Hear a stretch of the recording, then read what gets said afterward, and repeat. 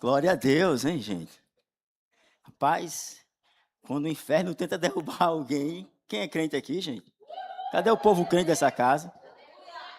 Boa noite, comunidade das nações. Quando o inferno tenta derrubar um crente, é para ele ficar mais alto, não é isso? Amém? Vocês foram pegos de surpresas, eu também fui, tá, gente? Não vou entrar em detalhes, o vídeo já disse tudo, senão a gente não vai ministrar. Mas nós fomos desafiados. Tínhamos um contrato aqui de 5 anos, foi quebrado o contrato.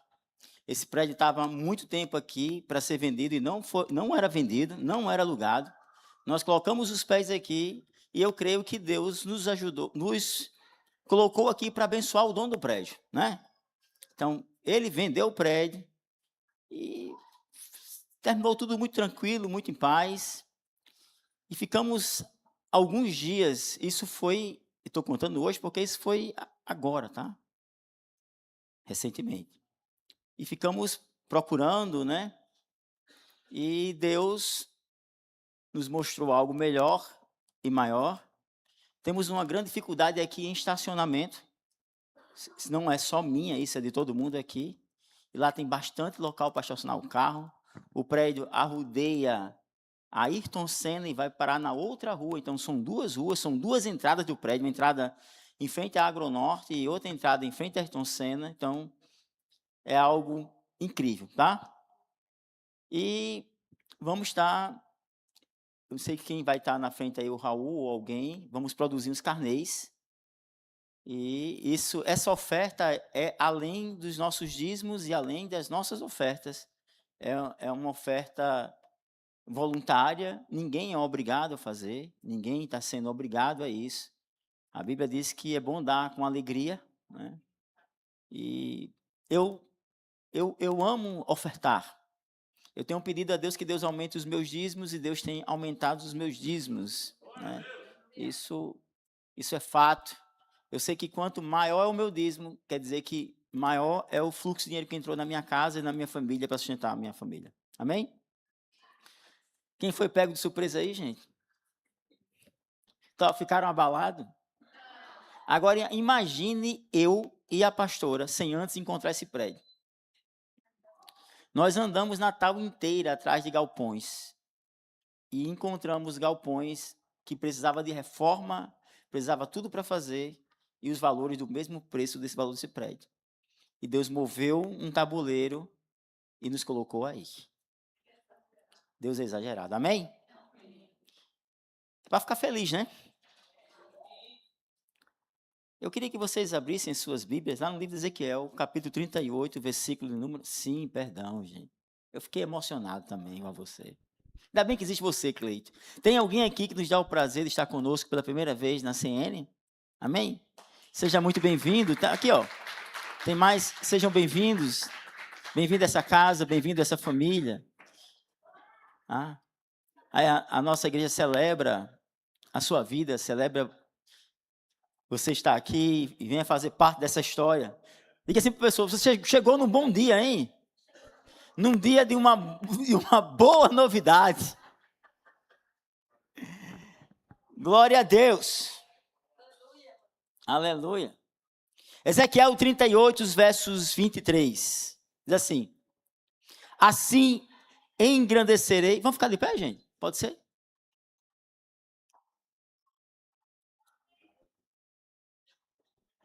Olha só, rapaz.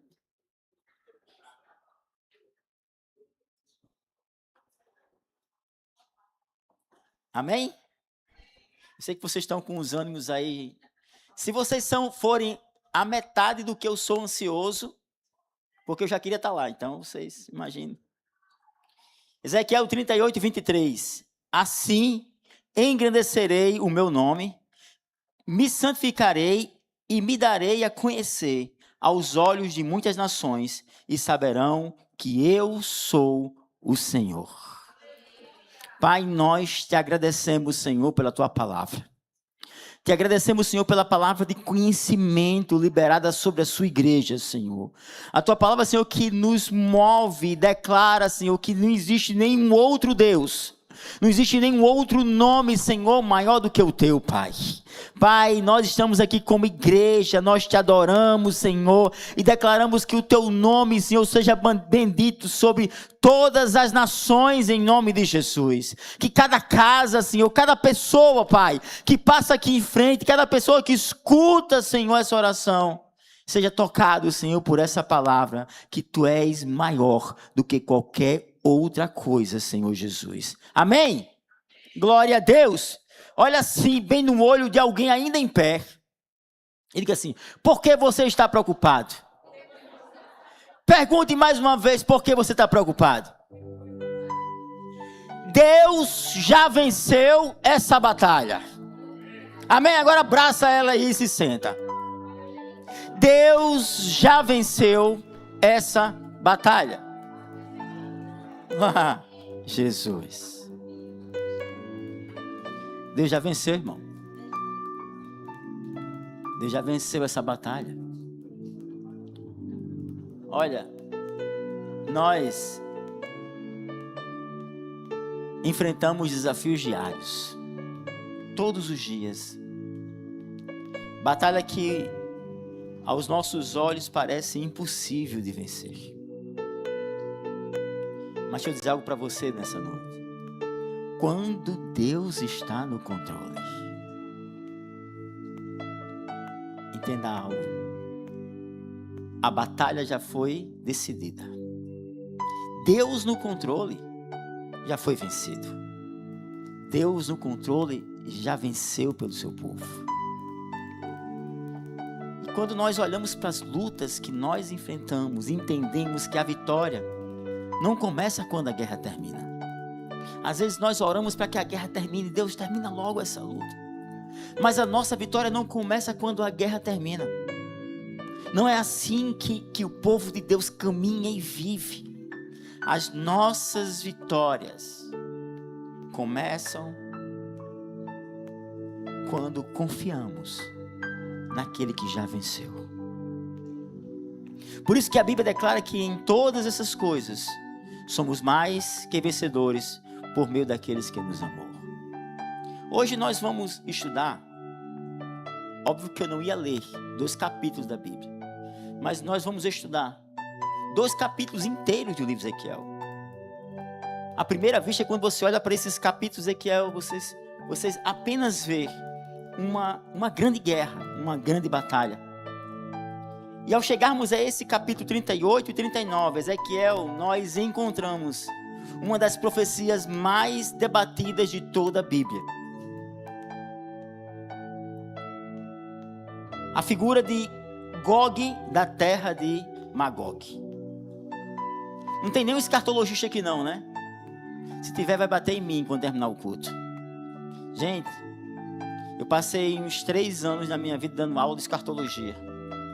Então é uma matéria que eu gosto de pagar. Mas eu vim trazer aqui uma nova visão sobre esse texto.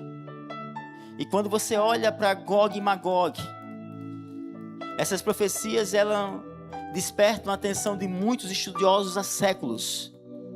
E ao longo da história, diferentes interpretações surgiram sobre essas profecias.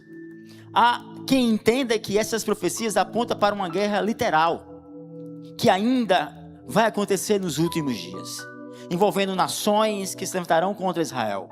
Outros compreendem que Gog e Magog, como uma representação simbólica da oposição final da força do mal contra o povo de Deus. Há também um outro entendimento em Apocalipse capítulo 20, onde esses mesmos nomes aparecem associados ao último grande conflito da história. Independente aqui da interpretação escatológica do texto adotada, existe uma verdade que atravessa todo o texto sobre o qual não tem divergência. O centro da profecia não é descobrir quem é Gog e nem quem é Magog. O centro da profecia é revelar quem é Deus sobre o seu povo. Ah, Jesus. Quando você olha para esses textos, você percebe que antes da batalha começar, Deus já declara o desfecho da vitória. Antes dos exércitos avançar, o Senhor anuncia que será o vencedor. Essas profecias não foram escritas para alimentar a curiosidade da igreja no futuro. As profecias, elas foram escritas para fortalecer a nossa confiança no Deus vivo, no nome que está acima de todos os nomes.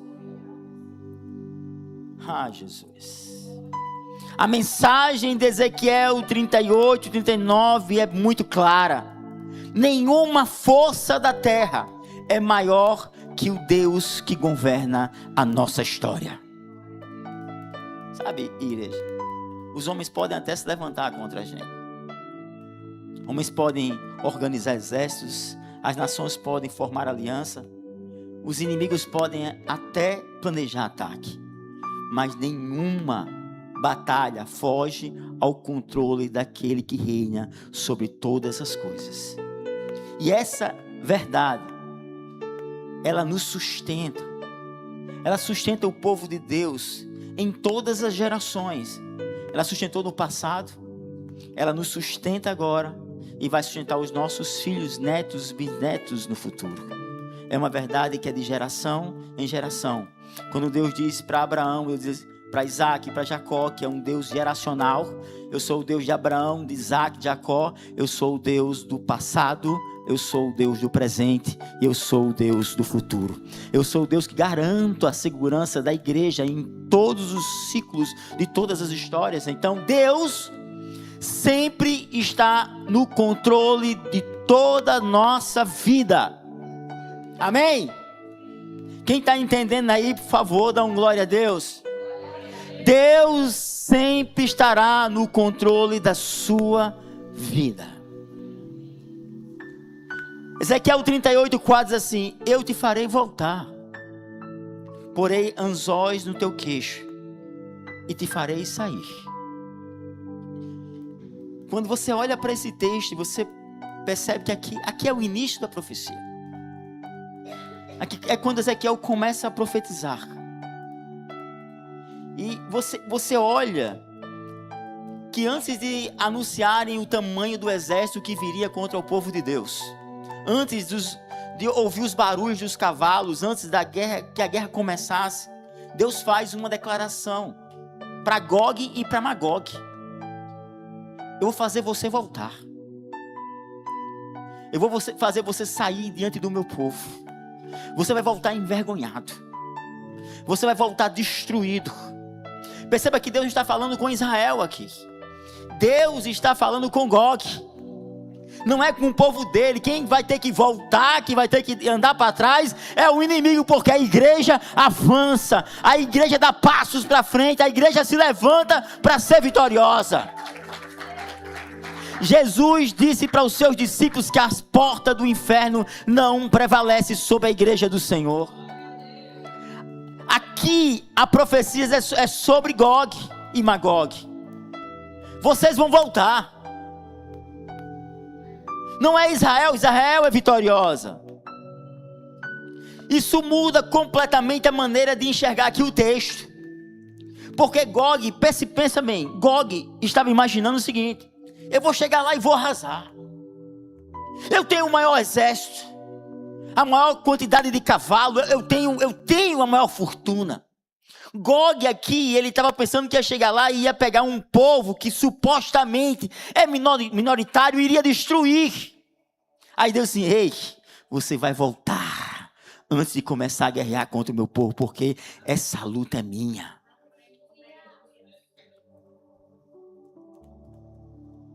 Gog achava que conduzia a guerra.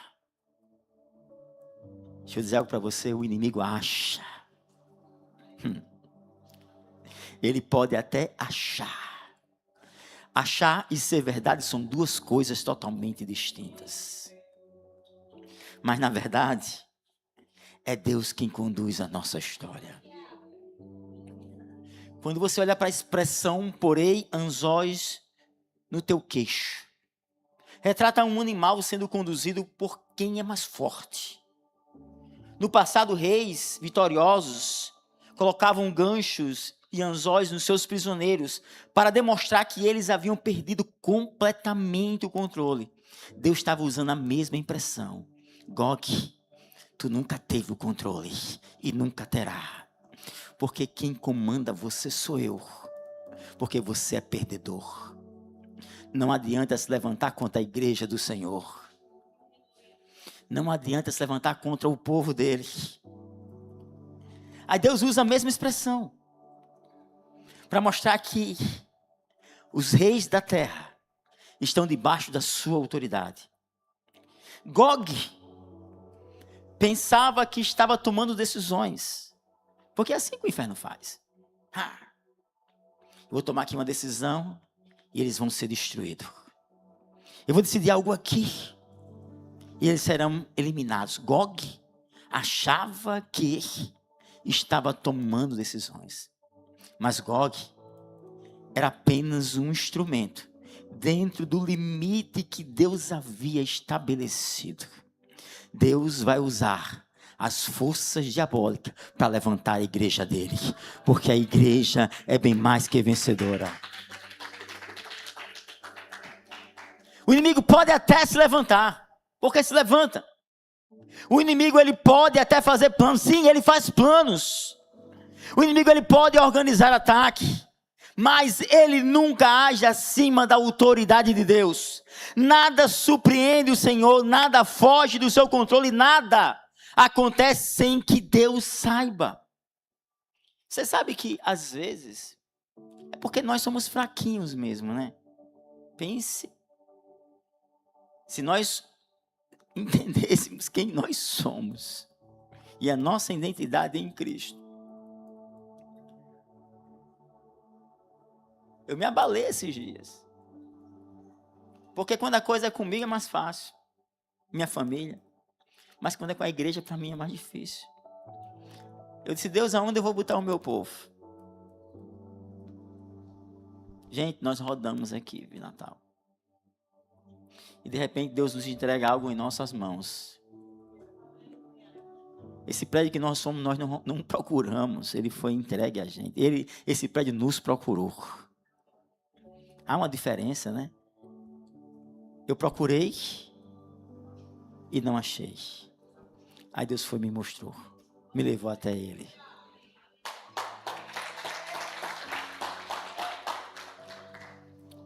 Nada acontece sem que Deus saiba.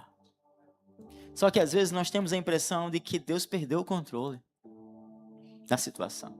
Esses dias eu fiquei assim, sabe? Teve dia que nós não almoçamos. Teve dia que nós não dormimos. Eu achava que Deus tinha esquecido. Mas Ezequiel 38 começa nos lembrando exatamente o contrário. Antes que a batalha começasse na terra, Deus já governava nos céus. O Senhor continua sentado no seu trono. Ele continua no controle. Sabe, igreja? O inimigo ele pode até entrar no campo de batalha. E ele entra, sabe? Porque a Bíblia diz que ele é como um leão que ruge, tentando nos devorar. Feroz. Ele pode até entrar no campo da batalha. E ele entrou. Mas nunca ele vai entrar no controle da nossa história. Jamais.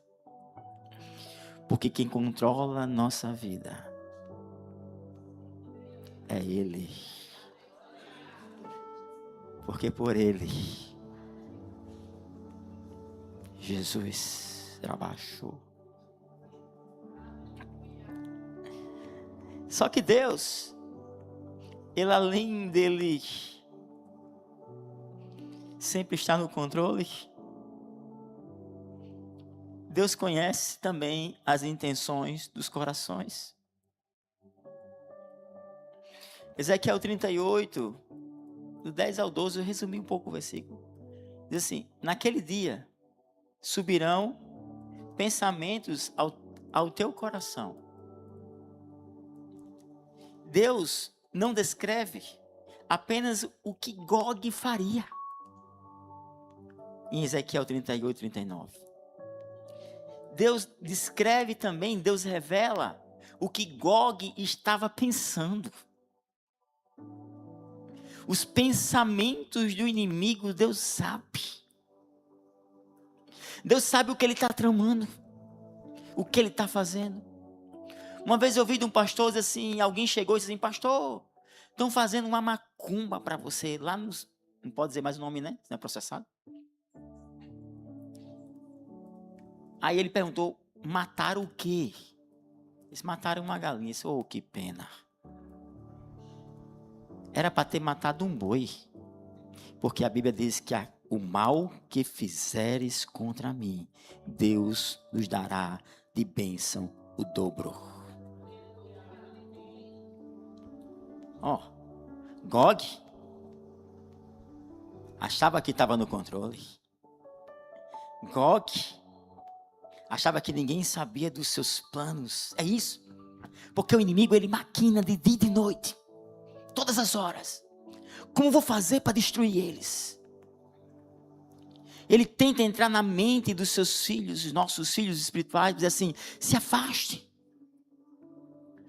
Não venha dizer que você nunca ouviu um pensamento em sua mente, pedindo para você se afastar da igreja. Todos os dias a minha mente é bombardeada. Será que também não veio na minha mente, então desista? Vocês chegaram no prédio agora faz 1 ano e 5 meses, organizaram as coisas, agora vocês vão ter que sair. Está vendo que isso não dá certo? Veio também. Mas na mesma hora, eu identifiquei que era a voz do inferno. E eu disse, o Deus que começou a boa obra, há de aperfeiçoar. Gog. Ele acha que Deus não sabe os seus pensamentos. Acha que Deus não conhece as suas tramóias. Só que Ezequiel 38 revela que Deus sabe e conhece todos os pensamentos.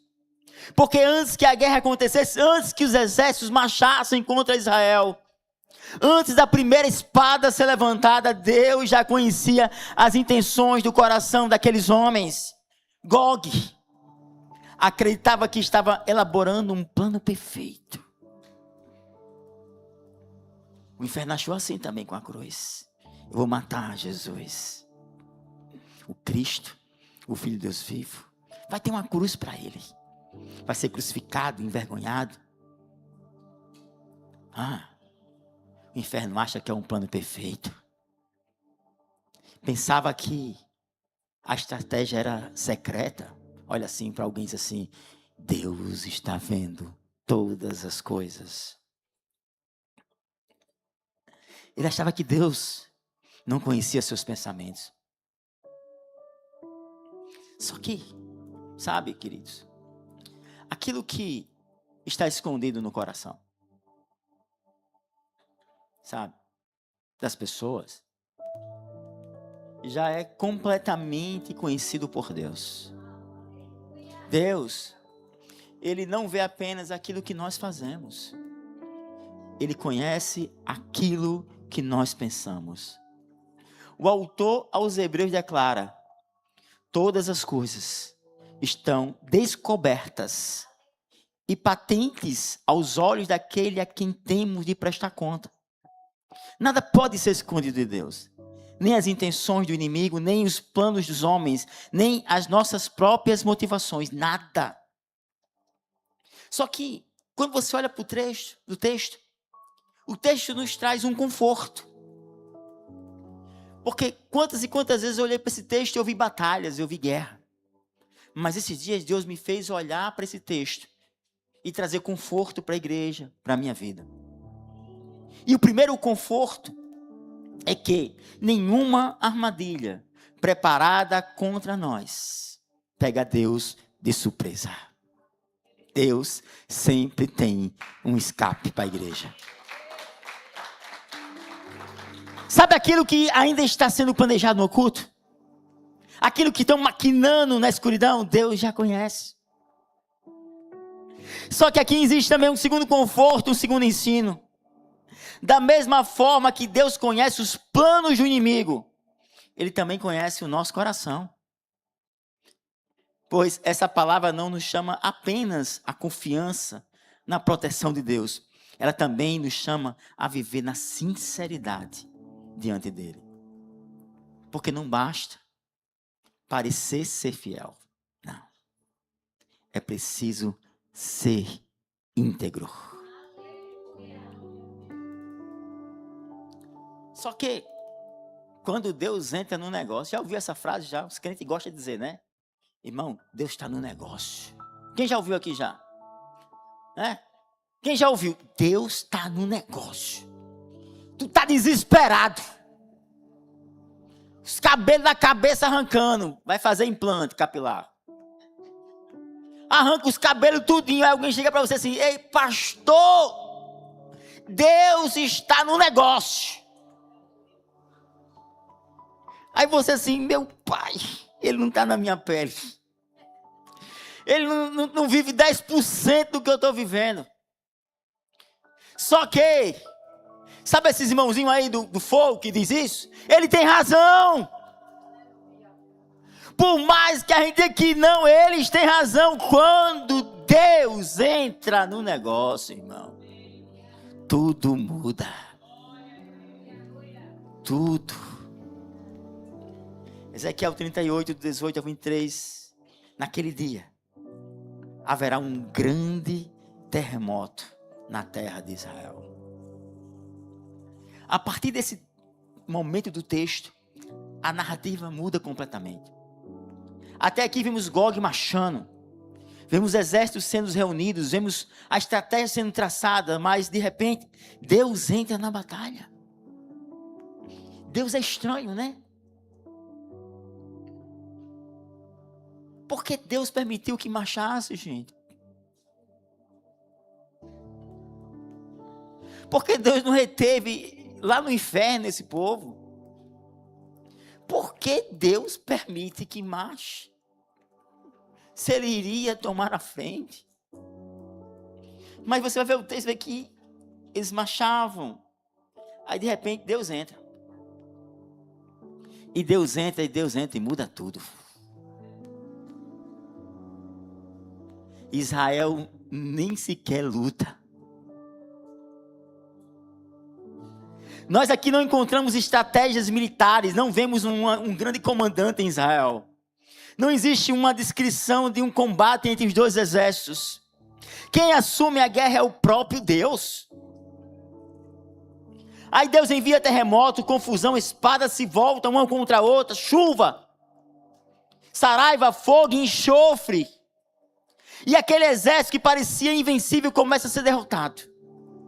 Não pela força de Israel, mas pela mão daquele que pode todas as coisas. Sabe, igreja? Às vezes nós gastamos tanta energia, né? Gente, o que eu gastei de gasolina esses dias procurando prédio. Às vezes nós gastamos tanta energia.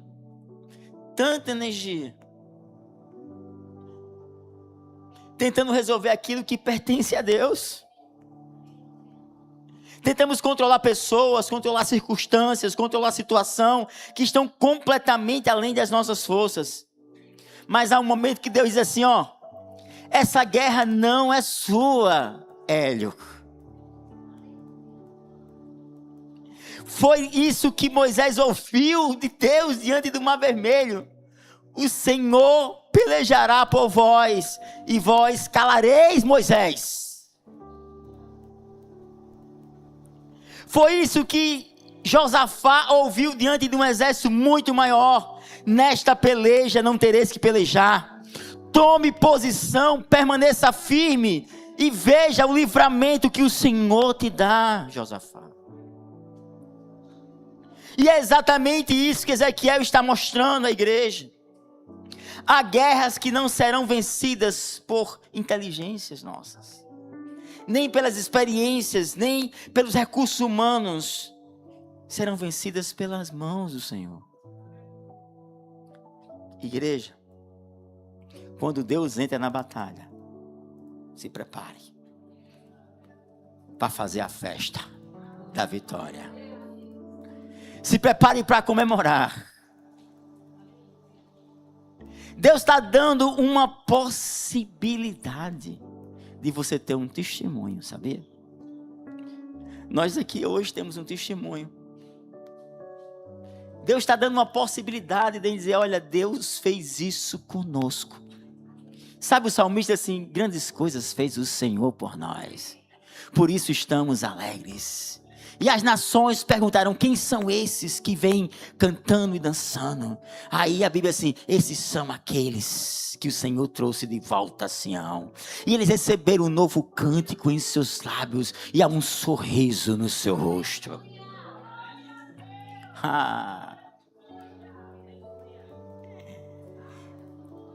Eu não sei se você já se perguntou por que Deus permite a luta. Se Ele vai tomar a frente? Coisa de... né? Negócio meio estranho, né?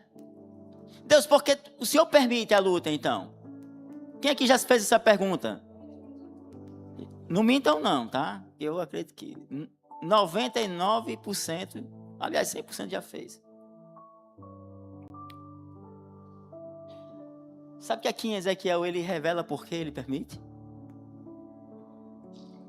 Porque ele permite que você enfrente algumas situações. Ele sabe que você vai sair vitorioso. Deus já sabia que nós iríamos encontrar esse prédio. Ele já sabia. Alguém vai ali dar um abraço no meu amigo Alisson ali, ó, tá ali, ó. Cara, Deus mandou ele para Natal aqui. Que bom ter você aqui, amigo.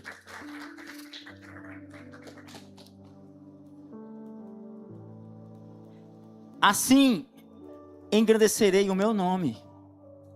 Olha assim para alguém e diz assim, Deus permite as lutas para que o nome dele seja engrandecido. Assim engrandecerei o meu nome, me santificarei e me darei a conhecer aos olhos de muitas nações, e saberão que eu sou o Senhor. Depois de toda a batalha, depois de terremotos, depois de derrotar Gog, Deus revela porque tudo aconteceu, igreja. Não foi para proteger Israel, não foi apenas para destruir um exército, não foi apenas para impedir um ataque. Havia um propósito maior. Deus queria revelar quem Ele é. Durante toda a história da Bíblia, todos os textos, Deus sempre esteve mais interessado em revelar sua glória do que simplesmente resolver os nossos problemas. Sabia disso? Deus está mais interessado em dizer assim, Hélio, eu sou muito maior do que alguém que pede um prédio para você. Eu sou muito maior do que alguém que tem 1.600.000 para comprar um prédio desse. Eu sou muito maior. Eu sou muito maior. E olha que se eu tivesse dinheiro eu tinha comprado e doado da igreja, tá? Mas Deus vai me dar condições financeiras para comprar e doar. E vai dar condições financeiras a vocês para comprarem e doarem. Porque as riquezas dessa terra estão nas suas mãos.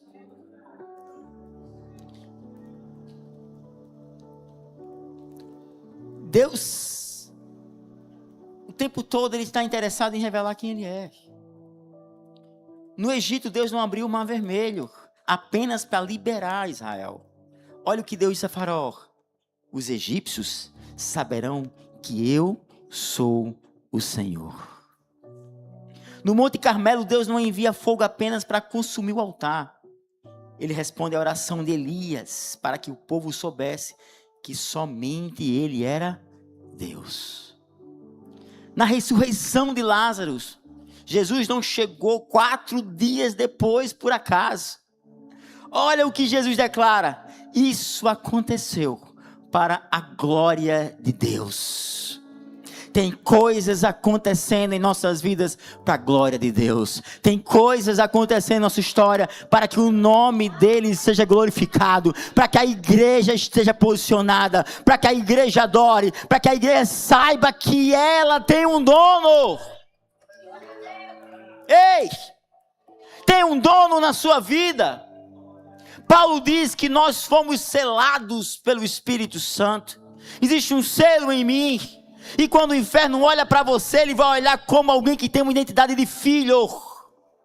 Você sabia? Por isso que o inferno tem tanta raiva de você, porque você pertence a ele. Existe um selo em você que diz assim: ali é filho do Deus vivo. Aquela pessoa foi comprada pelo preço de sangue na cruz. Igreja, tem um valor enorme na sua vida.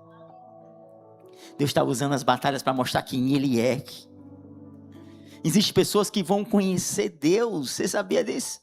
Através do seu testemunho. Eles vão conhecer Deus através do que Deus está fazendo na sua vida. Elas vão olhar e vão dizer assim: meu Pai. Quem são essas pessoas que Deus age dessa forma? Pai amado do céu. Aí tu vai dizer assim: olha, é só você vir ver. Vamos caminhar junto. Você não chama ninguém para essa casa apenas para sentar nesse banco. Você chama essas pessoas para que ela escute uma palavra de transformação. Escute uma palavra de mudança, de destino, que mude as suas rotas, que dê ânimo à sua vida, que mude sua história, que elas passem a acreditar que quem está lutando contra ela não tem o poder. Quem tem o poder é o Senhor. E quando eu entrego a minha vida para Jesus, existe uma marca em mim, o sangue de Cristo na minha vida. O maior milagre nunca foi o fim da batalha, igreja. É quando através dela as pessoas passam a conhecer o Deus que você serve. Para terminar, vamos ficar de pé em nome de Jesus. Gog nunca foi o personagem principal dessa história. Os escatologistas, os teólogos queimam as pentelhas dos olhos para descobrir quem é Gog e quem é Magog. Mas nunca foi. Tentar saber quem é Gog e quem é Magog é dar trela para o inimigo. Eu quero lá saber quem é o demônio. Eu lá quero saber quem é esse incircunciso do inferno.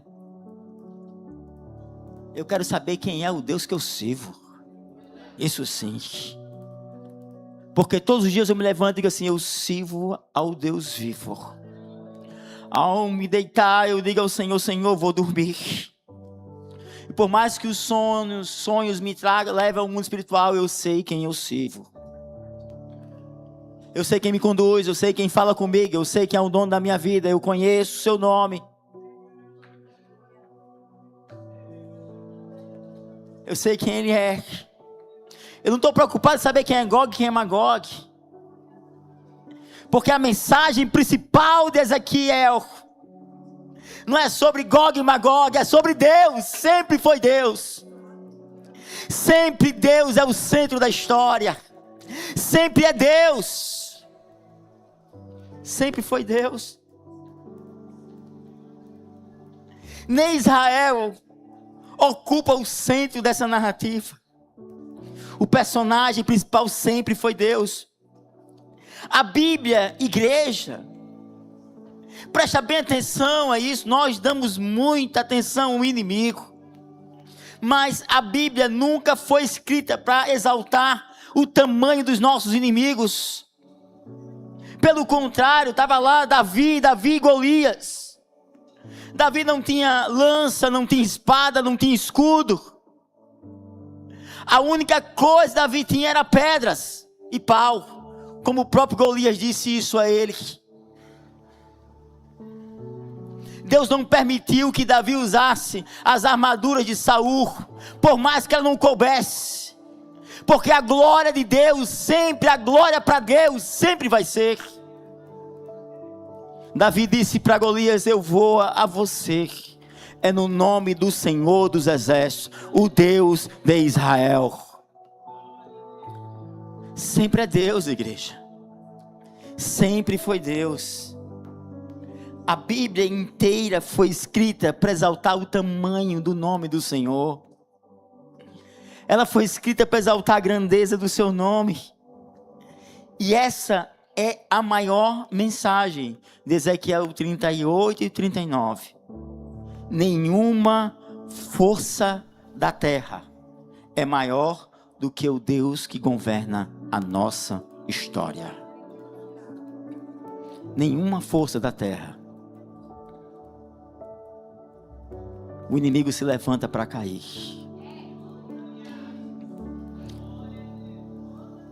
Nós pisamos a cabeça dele.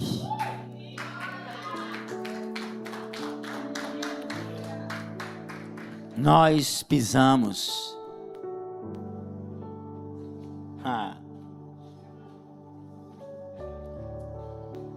Hoje contemplamos essa história. Uma batalha que Deus disse ao seu povo: vocês não serão destruídos, porque eu mesmo vou lutar por vocês. Só que quando eu meditava nessa profecia, eu não consegui deixar de pensar que ela aponta para uma batalha ainda maior. Porque houve um dia em que toda a humanidade estava cercada por um inimigo que jamais nós conseguiríamos vencer sozinho. Estávamos cercados por esse inimigo. Estávamos arrodeados por ele. O inimigo chamado pecado, morte, condenação. Nenhum homem poderia derrotar esse inimigo. Nenhuma religião, nenhuma boa obra, nenhum esforço humano. Então Deus fez o que sempre fez ao longo da história. Ele entrou na batalha. Olha assim para alguém assim: Deus entrou na batalha de novo. Aliás, Deus sempre entra na batalha. Aí Deus entrou na batalha. Só que dessa vez, Deus não enviou o fogo dos céus. Ele não enviou um terremoto, ele não confundiu um exército. Dessa vez, ele enviou o seu próprio Filho, Jesus Cristo, na cruz. Na cruz, Jesus enfrentou o maior inimigo da humanidade. E quando Jesus estava lá na cruz, ele disse: Pai, está consumado. E entregou o seu Espírito. Eu estava no culto, eu ainda era jovem, ainda eu vi um pastor pregando, ele disse assim: o inferno estava com um caderninho na mão ali, ó, anotando. Aí, consumado? Aí foi para o dicionário Aurélio. Procurou esse consumado, quer dizer que terminou, né? Terminou, acabou, eita. O inferno foi fazer uma festa. Derrotamos o Filho de Deus. Ele disse que terminou, que acabou, foi consumado, então terminou. Só que, enganado ele, estava consumado aquilo que foi determinado que eu fizesse. Aí Jesus vai no inferno. E se o pregador ministrando, né? Penteca, sapato de fogo. Os penteca tiram um negócio assim que é difícil de acabar. Aí diz que depois que ele pegou o caderno e viu, né? Aí foi no inferno, tinha uma festa. O diabo estava festejando a derrota de Jesus. Aí Jesus chega lá, segundo o penteca, pisa na cabeça do diabo. Toma a chave do inferno. Gente, o diabo é tão pobre que nem chave tem na sua casa. Nem tem o direito de abrir nem de fechar. Você já parou para imaginar o quanto nós damos, como diz a palavra, que nós falamos essas coisas? É trela, é o nome, sei lá. Como? Importância. Ainda bem que tem aqui um poliglota aqui na minha igreja. Como nós damos importância a um ser que nem chave tem da sua casa. Paulo diz em Efésios 4 que o que subiu foi o mesmo que desceu, levou cativo ao cativeiro e deu dons aos homens. Ah, igreja. Na verdade, Deus estava escrevendo a maior história de vitória. A cruz foi o campo da batalha, o sangue foi o preço da vitória, e a ressurreição foi a declaração de que a batalha já havia vencida. É por isso que nessa noite nós temos ousadia de se aproximar da mesa dele. Nós nos aproximamos da mesa como alguém que conquistou uma vitória junto com Jesus. Do seu lado tem alguém vitorioso, a pau da vida dele. Do seu lado tem alguém que venceu pelo sangue de Jesus. Você já venceu. A batalha já foi vencida por Jesus.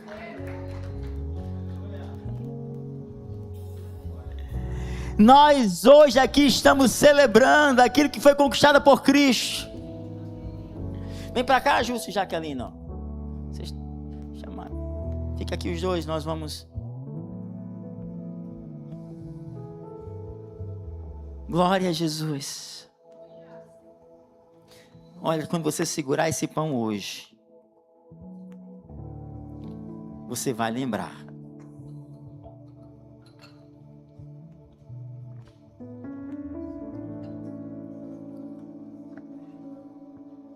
Quando você segurar esse pão hoje, lembre-se,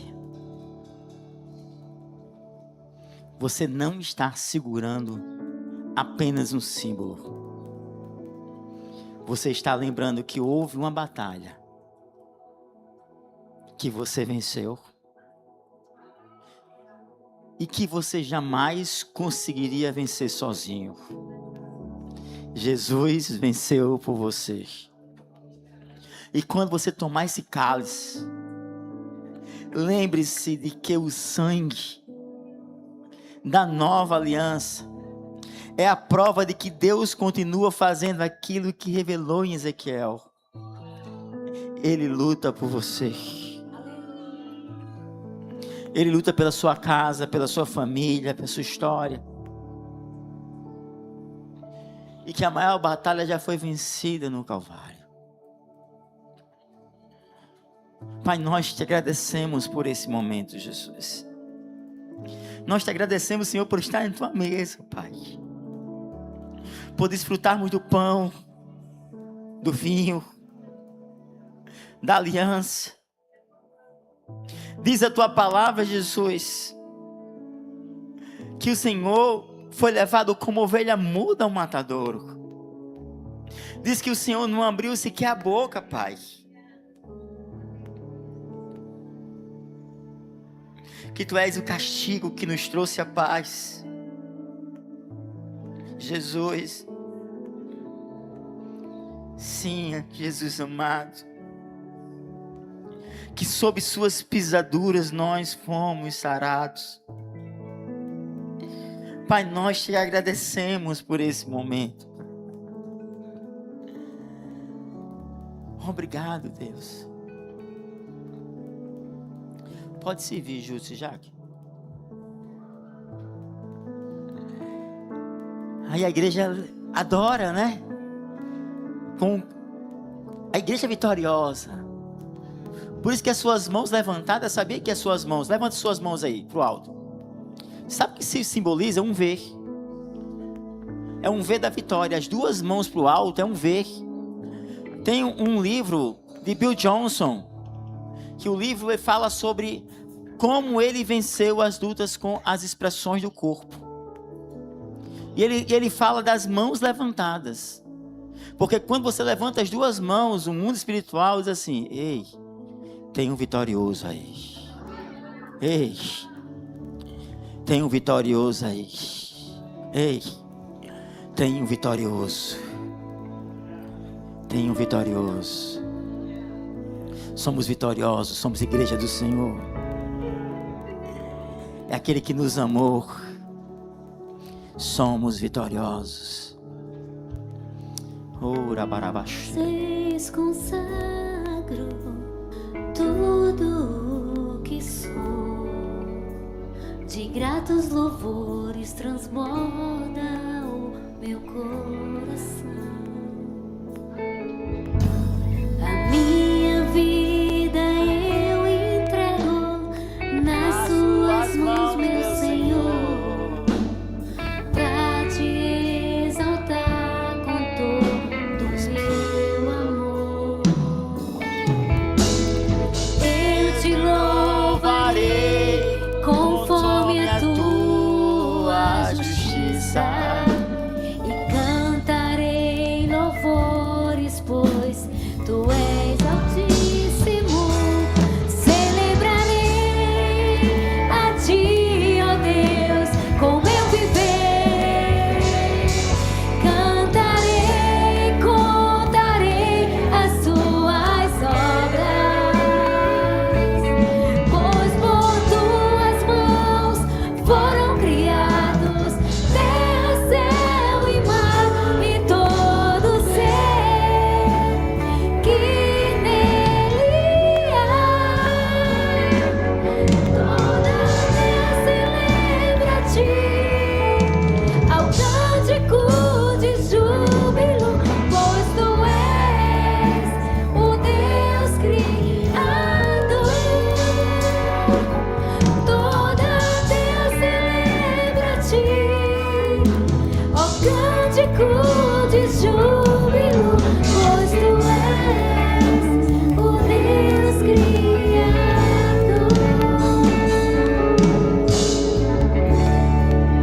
A ti, ó Deus,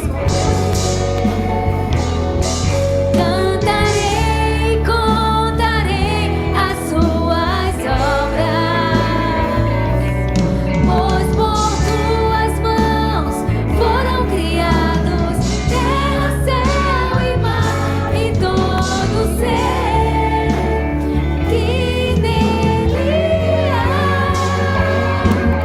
Toda a terra celebra a ti, ó cântico de júbilo, pois tu és o Deus Criador.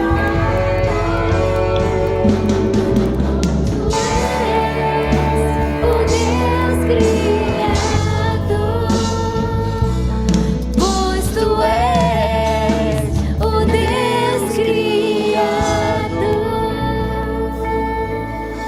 A Bíblia diz que na noite em que Jesus foi traído,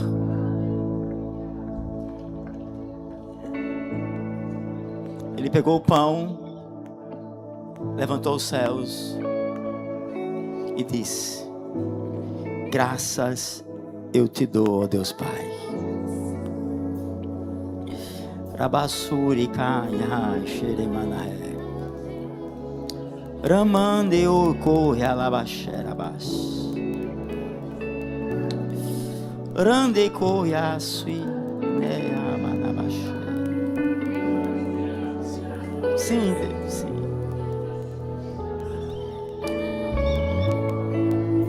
Você ainda vai ouvir muitas histórias. Histórias de vitória na sua vida. Pessoas ouvirão o que Deus fez sobre você. Há uma história sendo escrita. A história de um povo. Um povo que não teme.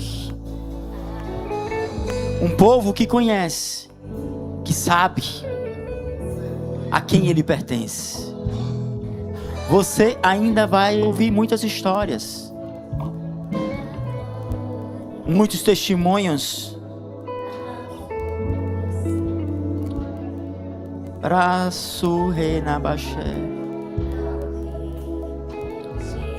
O inimigo tentou até rasurar aquilo que estava sendo escrito sobre você.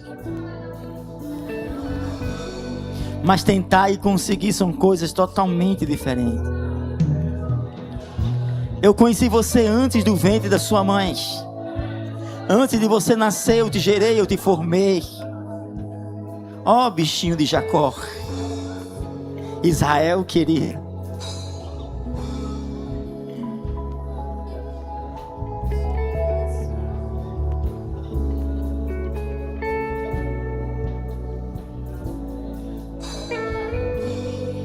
Tu és Jesus.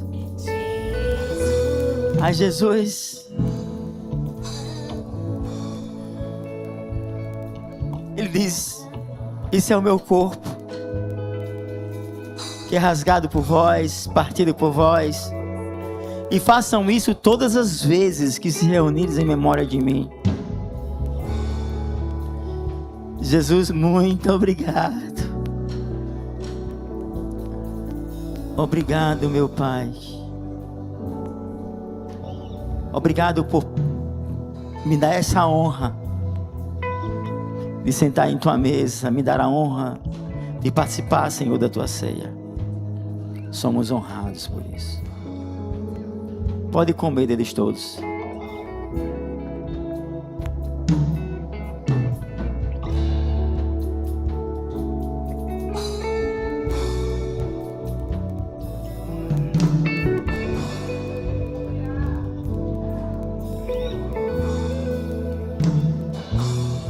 A honra,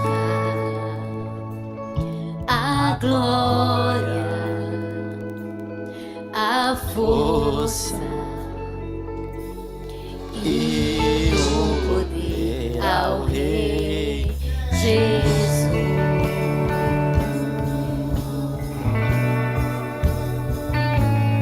Ao Rei Jesus.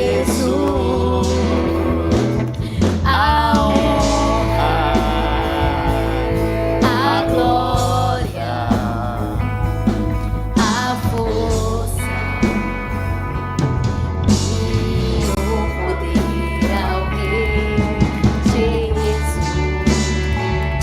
E o louvor ao Rei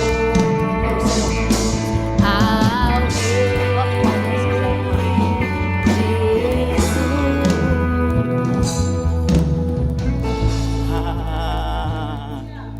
Eu quero trocar com você. A força e o poder ao Rei Jesus.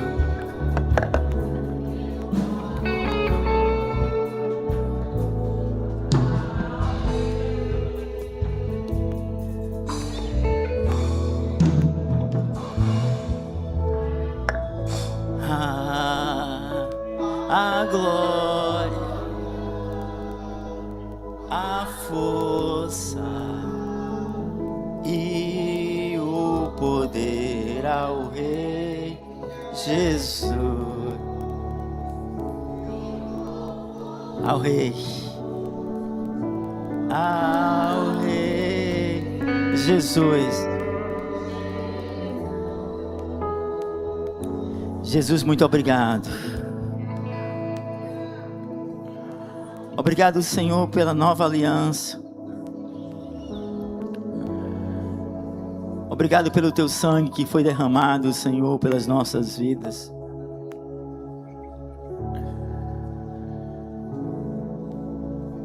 Somos um povo feliz, Jesus, porque temos a certeza, Pai, a quem servimos. Semelhantemente, depois de ensinar, Jesus pega o cálice e diz: essa é a nova aliança, através do meu sangue. Pode tomar deles todos. Glória a Deus. Glória a Jesus. Cadê o povo feliz dessa casa, vitorioso? O povo alegre, festa.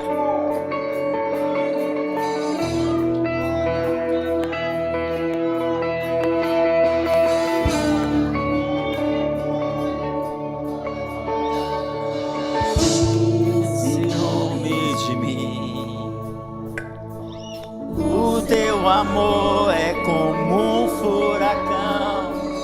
Eu me rendo ao vento de tua misericórdia.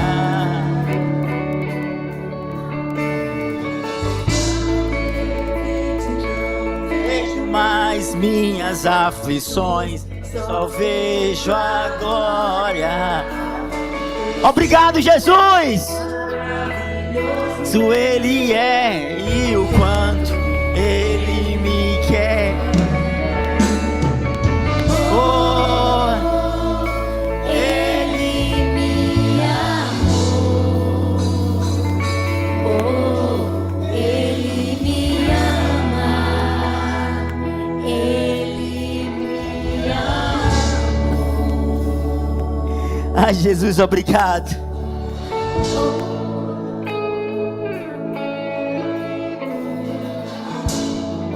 Jesus, obrigado, Jesus. Obrigado, Jesus. Obrigado, Jesus. Obrigado, Jesus. Jesus, obrigado. Oh, Jesus, obrigado. Obrigado, Jesus. Jesus, ciúme de mim. O teu amor é como um furacão e eu me rendo ao vento de tua misericórdia. Quando de repente não vejo mais minhas aflições, eu só vejo a glória. Eu sei quão maravilhoso Ele é e o quanto. Oh, Ele me amou. Oh, Ele me ama.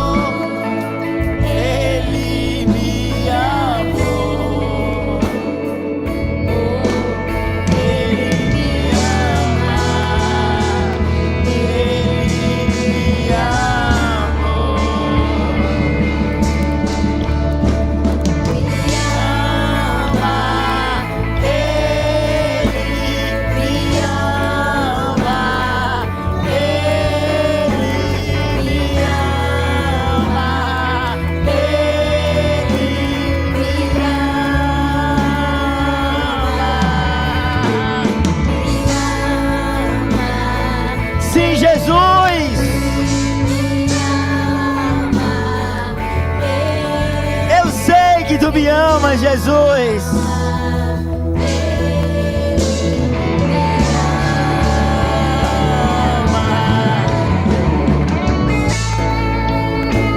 Jesus, Jesus, Jesus, Jesus, Jesus Cristo, Jesus, Jesus, Jesus, Jesus, Jesus, Jesus, Jesus, Jesus.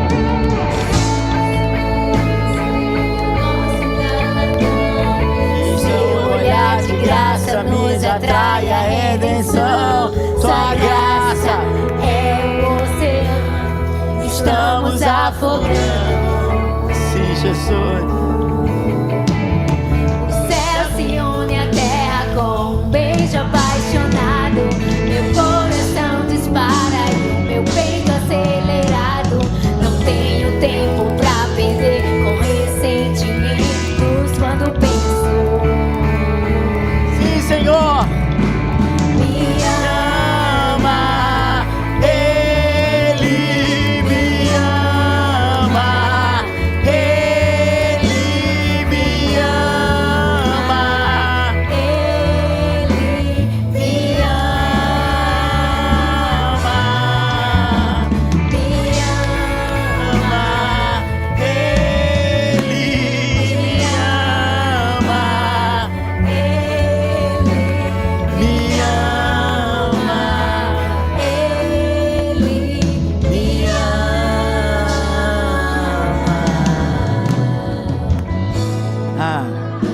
Jesus. Jesus amado de minha alma.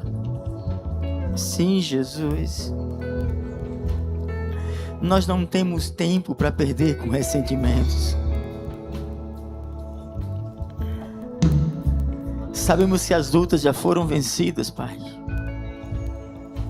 E que todas as coisas colaboram para o bem daqueles que te amam. Que amam a Deus. E que foram chamados segundo o seu propósito. Sabemos, Jesus, que embora nós ainda não temos alcançado, mas nós corremos para o alvo, para a suprema vocação, que é em Ti, ó Cristo Jesus. Muitos, Pai, confiam em carros, outros em cavalo, mas nós fazemos menção ao nome do Senhor dos Exércitos. Esse é o nome que proclamamos, esse é o nome que servimos. 1000 cairão ao teu lado, 10.000 cairão à tua direita, mas você não será atingido. Somente com os teus olhos olharás e verás o castigo dos ímpios, porque ao Senhor a ti se apegou com amor. Pai, nós sabemos que conhecer o teu nome faz toda a diferença. Obrigado, Senhor, por te servir. Obrigado por estar na tua casa. Obrigado por nos conduzir, Senhor. Senhor, que o teu povo, que se chama pelo teu nome, Jesus, ele entre em veredas que se abram. Que os desertos sejam transformados em rios.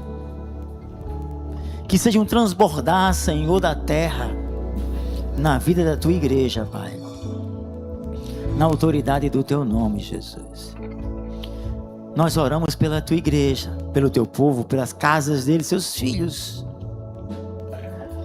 Que as riquezas, Senhor, do mundo celestiais, Senhor, a qual já nos pertence, tenhamos, Senhor, o privilégio de alcançá-las e tomar posse. Que a nossa mentalidade seja mudada, Pai. Que nós, Senhor, como filhos da promessa, vamos deixar de fixar os olhos nos problemas e elevar os olhos para o monte, o alto, pois sabemos que de lá vem o nosso socorro. Pai, muito obrigado, Senhor, por esse culto. Obrigado por estar aqui. Obrigado pela tua palavra. Que essa palavra, Senhor, faça rema, Senhor, no coração da tua igreja. Que os teus filhos cresçam, que desenvolvam